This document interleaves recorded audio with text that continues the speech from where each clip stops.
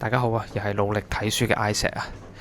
今日我冇 partner，因為我突然之間見到一本書叫做《我熱愛的東京吃茶店》。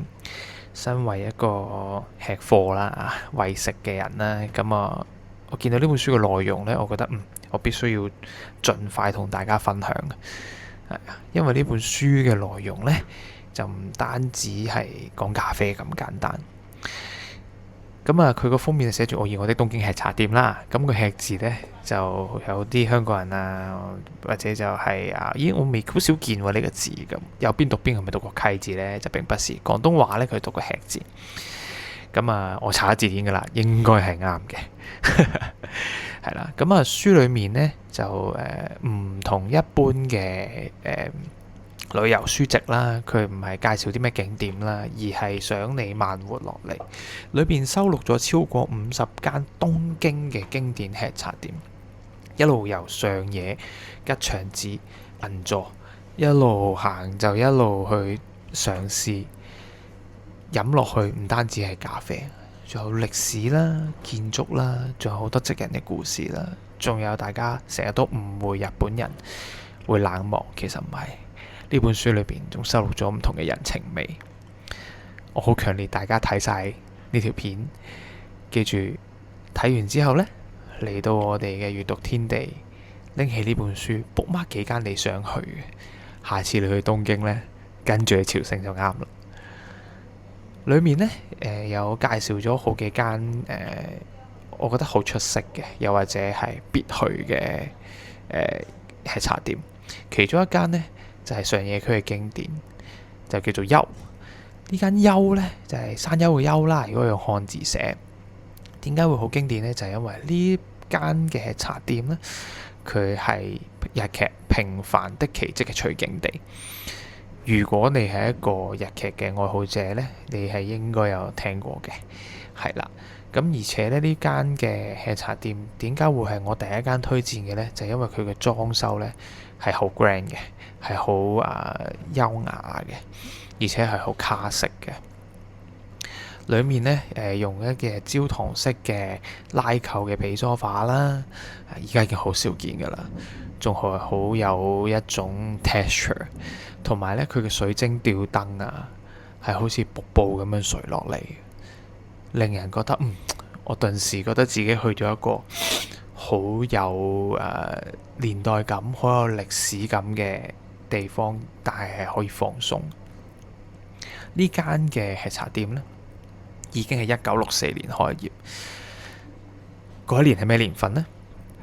就係東京奧運同埋新幹線通車嗰一年。你諗下係幾咁遙遠嘅日子？你話喂，我覺得我仲可以揀過另一間，我想揀啲再有歷史感啲，可唔可以？可以，而且我哋仲可以揀一間有故事嘅。介紹另一間啦，就叫做可否茶館。佢係日本史上第一間真正意義嘅吃茶店。當時嘅呢一間可否茶館，仲有得篤波啊，有得睇報紙啊，仲有淋浴間嘅。而且附近呢，仲有百年嘅錢湯。大家熟知日本文化就知道錢湯係咩一回事啦，仲係可以潔淨我哋嘅身體。距離咁近，當時應該係好多人，我清潔完身體啦，我就去飲杯咖啡，放下放鬆。當時嘅人其實都係應該有啲嘅享受嘅心態嘅，係啦。唔講你唔知啊，呢間可否茶館嘅創辦人其實係鄭成功嘅後人嚟㗎，係咪好出乎意料呢？接住落嚟呢，我想介紹另一間嘅coffee shop 啦。我如果係一個咖啡愛好者，知道咖啡嘅歷史，就一定知道約翰連龍最中意飲嘅就係哥倫比亞咖啡。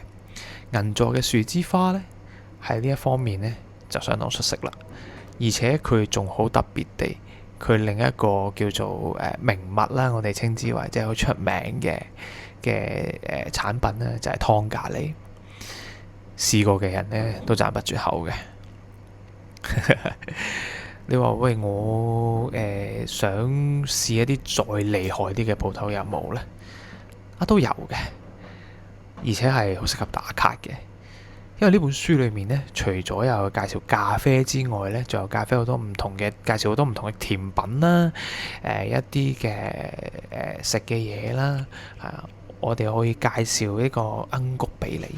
鶯谷呢就會有一個巨型嘅吐司啦，呢一種烤焗嘅吐司會落啲咩？會有幾引人犯罪？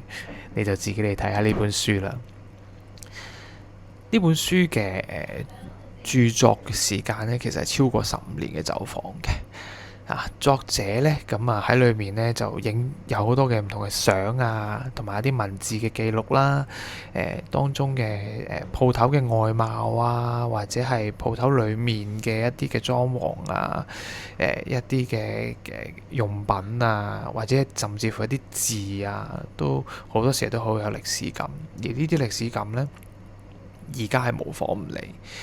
我哋可以喺現代揾到好多好 chill 嘅鋪頭，咁但係呢啲歷史感基本上係需要歲月去沉澱，唔單單係話我投放資源去重複一次再做一次就可以。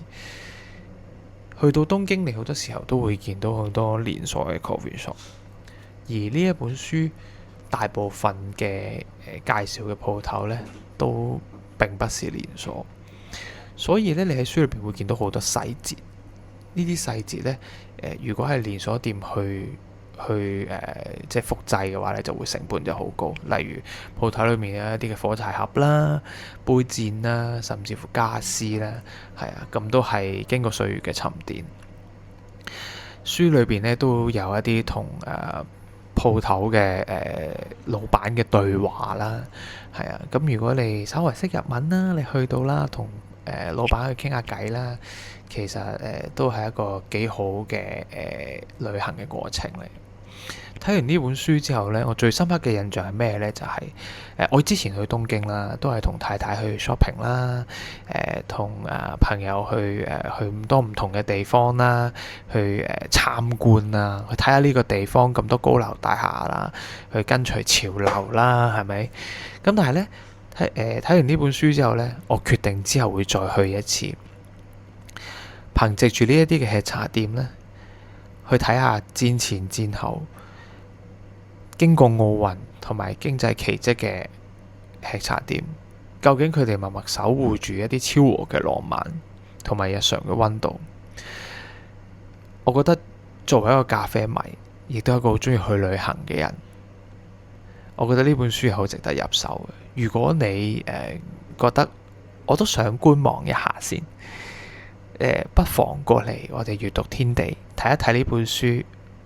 或者係book mark 定幾間你都想去嘗試嘅吃茶店，再探索一下唔同嘅東京嘅老吃茶店嘅故事。睇完呢條片呢，都可以話俾我聽，有冇其他書你係想了解，但係你冇機會睇嘅，都不妨話俾我聽。我哋下條片見啦，記得慢慢飲，慢慢行啦，拜拜。